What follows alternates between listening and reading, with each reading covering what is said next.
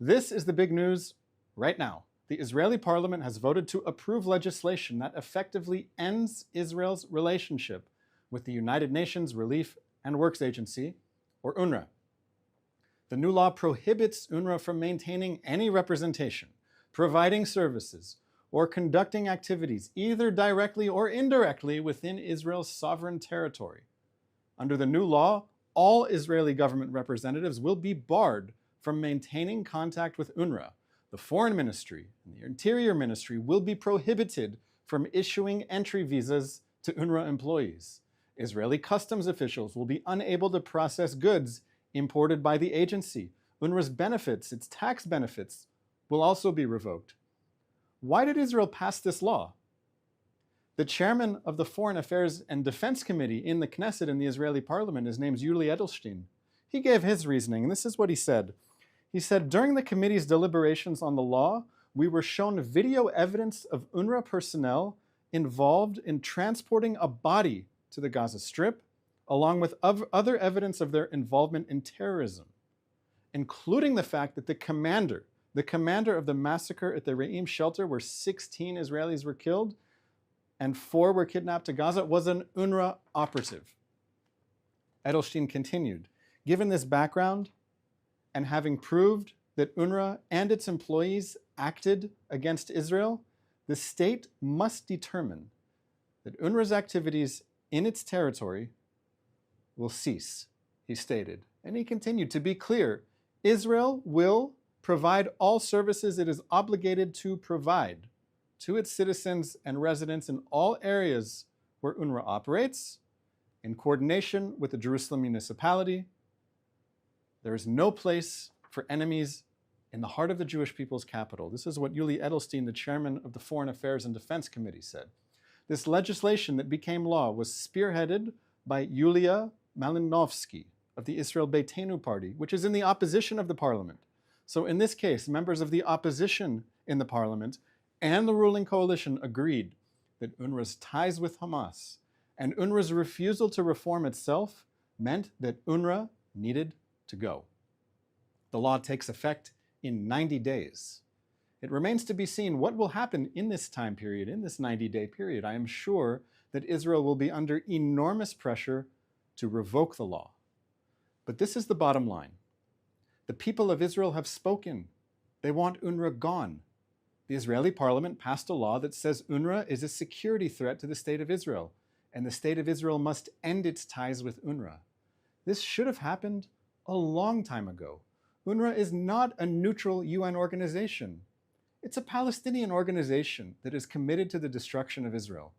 The people at the top of UNRWA are white saviors like Philippe Lazzarini, but the rest of UNRWA's employees are locals. Who are the locals? A lot of them are terrorists. The Hamas terrorists who carried out the October 7th massacre were graduates of UNRWA schools. UNRWA staff participated in the October 7th massacre. UNRWA teachers celebrated the massacre in a public telegram group. An UNRWA teacher held an Israeli hostage in his home. The head of the UNRWA Teachers Association in Lebanon was a senior Hamas commander. Hamas built a server farm under UNRWA's headquarters in Gaza City. And you want to tell me nobody in UNRWA knew about it? UNRWA guys and Hamas guys are the same guys. Humanitarian aid should be provided by real humanitarian aid organizations, not by a Hamas front organization. Is that too much to ask? This is my message to UNRWA's donors, the US, the UK, Germany, the EU, Sweden, the ones who say that UNRWA is irreplaceable. I don't agree with you. There are other organizations that can drive trucks and unload boxes. But I'll play along. If you want to keep UNRWA around, this is what you need to do. Demand that UNRWA have a rigorous vetting process to screen new hires for ties to terrorist groups. Monitor UNRWA employees' public social media posts in order to enforce UNRWA's own neutrality rules.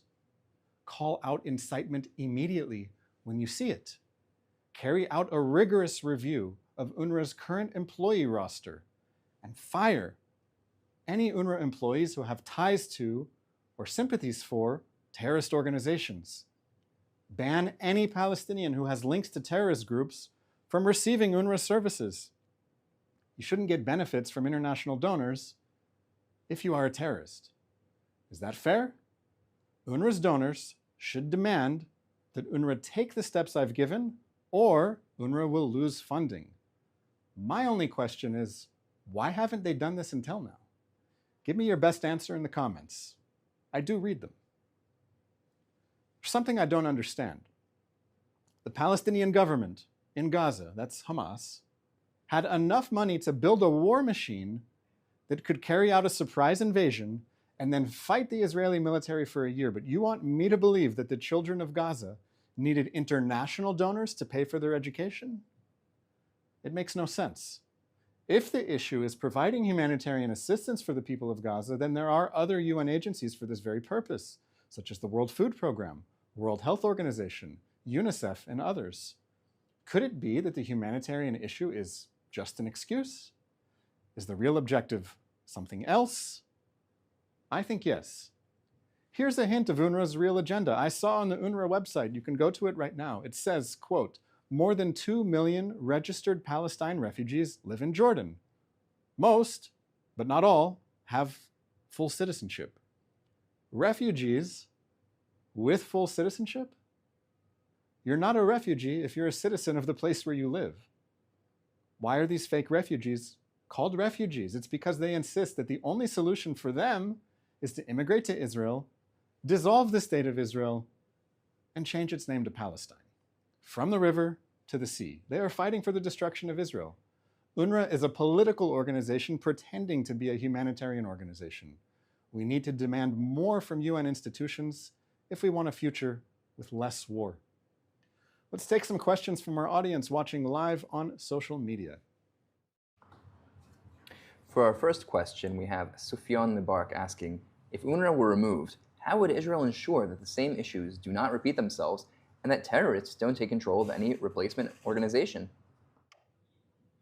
First of all, let's be clear about why UNRWA needs to be replaced. It's because it's a clear security threat to the state of Israel. It has been completely been infiltrated by terrorists, terrorist sympathizers, on the payroll, receiving its services. It is completely corrupt and infiltrated. It is effectively a Hamas front. Now, a lot of people, when they talk about this UNRWA issue, they want to focus solely on UNRWA in Gaza. But UNRWA is also operating in Jerusalem, Israel's capital. Why does UNRWA need to operate in Jerusalem? What's the humanitarian situation there? UNRWA is also operating in the West Bank, in places that it calls refugee camps. These are areas under the control of the Palestinian Authority government. They do not receive services from the Palestinian Authority, their own government, because there's an international institution that is willing to keep their dream alive of one day destroying Israel. UNRWA also operates in Jordan. Most of the UNRWA so-called refugees in Jordan, as I said, are citizens of Jordan. Why should they not receive their services from the government of Jordan? Why do they need to receive their services from an international organization? It makes no sense. So if UNRWA were completely dissolved, first of all, these so-called refugees, wherever they are living, should receive the services from the government under whose authority they live. That's a very easy fix. Now, specifically in Gaza, where there is a humanitarian need, it can be assessed, and other humanitarian aid organizations that are able to scale up humanitarian aid delivery can take UNRWA's place. UNRWA has failed with the humanitarian aid delivery. There's enough aid sitting on the other side of the border crossing in Gaza that UNRWA needs to pick up.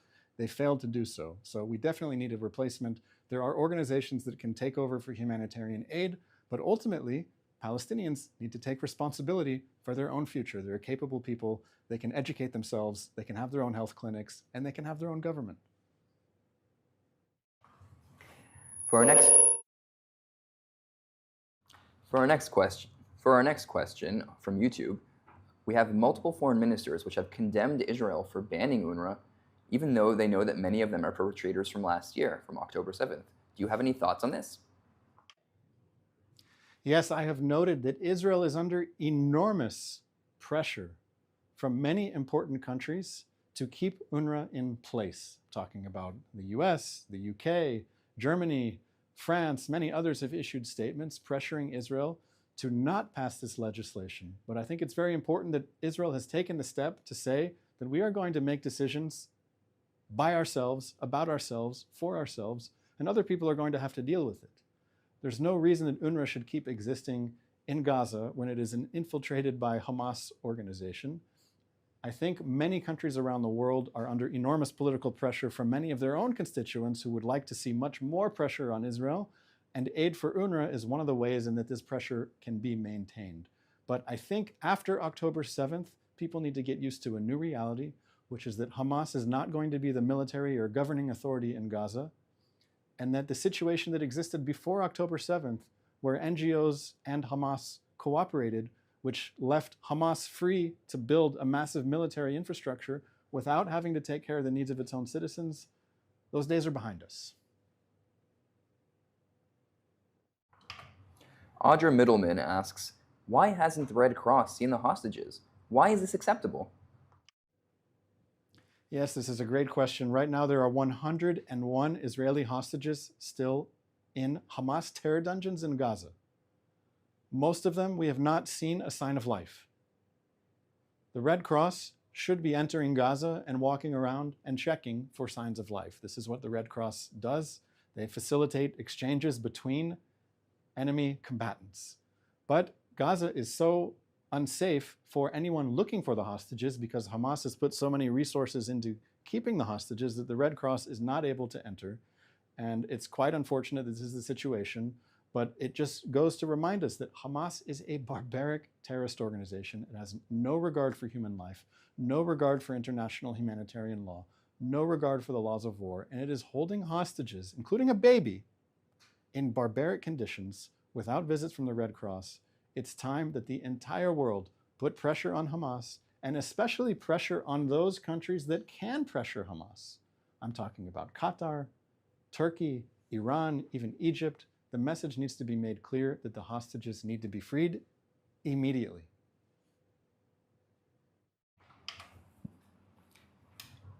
Christine D. on Instagram Stories asks, is there any news on hostage release? There's no clear news about hostage relief, but I have seen some headlines about new negotiations.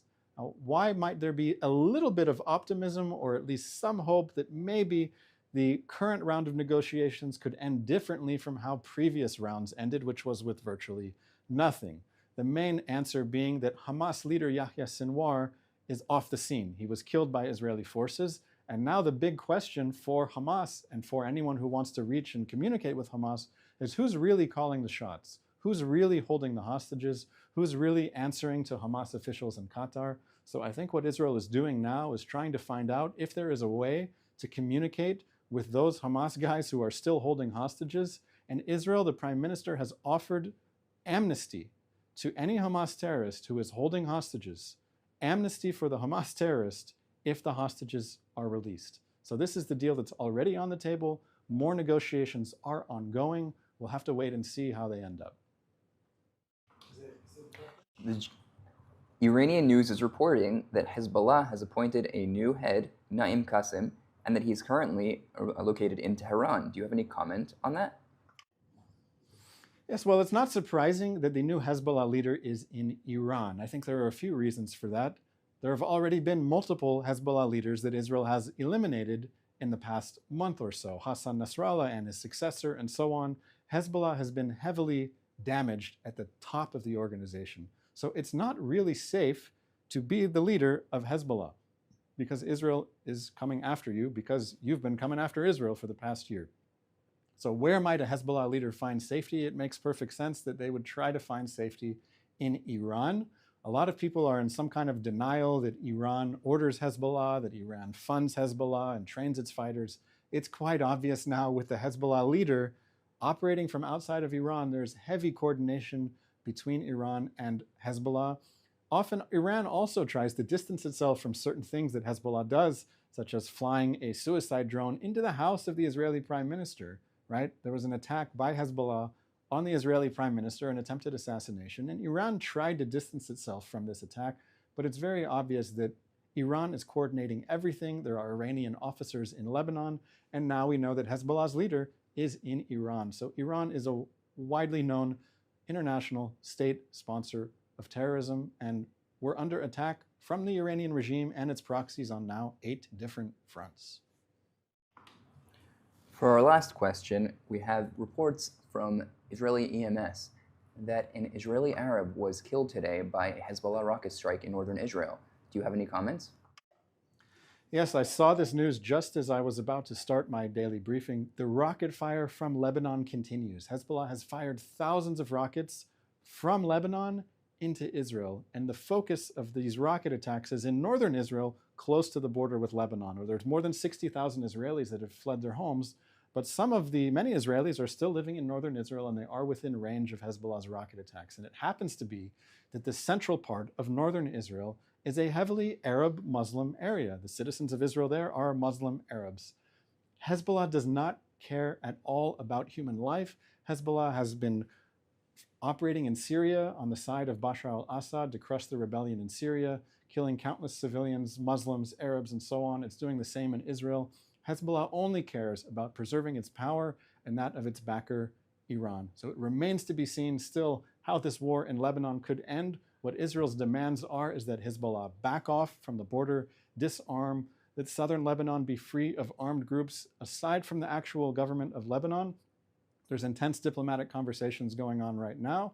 From what I understand, the Israeli government is demanding that in any possible ceasefire, that it maintain some kind of freedom of action in Lebanon to prevent Hezbollah from doing what it did so well, which is rearming, rebuilding, entrenching itself in southern Lebanon, and putting the entire region at risk.